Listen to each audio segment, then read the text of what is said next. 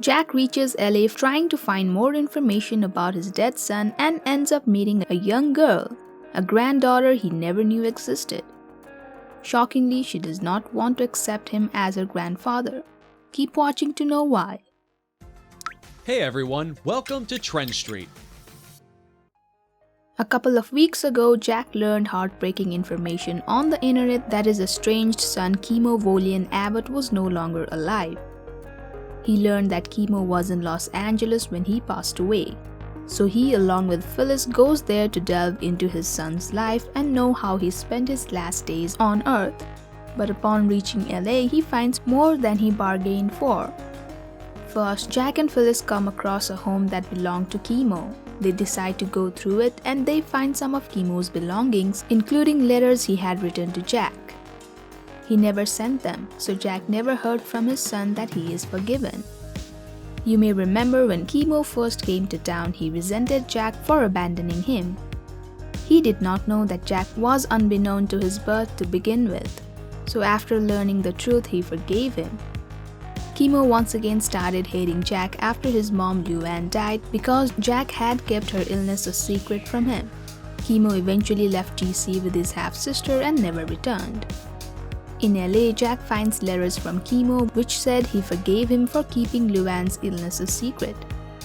Along with the letters, he also finds a photograph of his son with a young girl named Allie. Realizing the young girl could be connected to his dead son, Jack sets out to find her.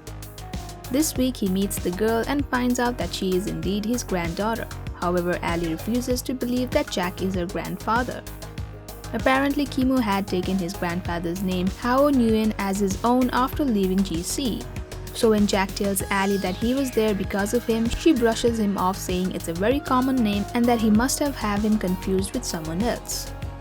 Jack tries to convince the young lady that her father was his son, but Allie straightforward mentions that her dad never mentioned Jack. She also says that her father never knew his dad, which wasn't the whole truth. Jack explains how his son did not know him until he was a young adult and how they reunited, but she doesn't buy into it. Jack then shows her a picture of himself with Luann, her grandmother, and although Luann had died before she was born, she immediately recognizes her. Jack tells her that it was a picture from their wedding where Kimo was his best man. Allie still argues that the picture does not prove that he is her grandfather. Jack ultimately shows her legal papers which clearly state that Kimo was his son. Allie was so confused why her dad would hide such information from her, and Jack explains to her how they drifted apart after Luann's death. Allie then questions him about how he got there despite not having any contact with her dad. Jack opens up about the mysterious texts he had received and explains how they found out on the internet about his son's demise. He also shows her the letters her father had written to him and explains how they could have reunited once again if he was still alive. Allie is shaken and she bursts into tears. The worst part is that she can't face the fact that her dad is gone, and with him, a side of him that she never knew existed has gone too. Worried about her condition, Jack asks her if she has anyone to help her get through this, and she reveals that her parents divorced a few years ago. Her mother moved to the East Coast and she lived with her dad. It kills Jack to know that his granddaughter is alone, but she insists she will be fine. While Jack is worried for Allie, Phyllis reminds him of a bigger problem that is looming over them.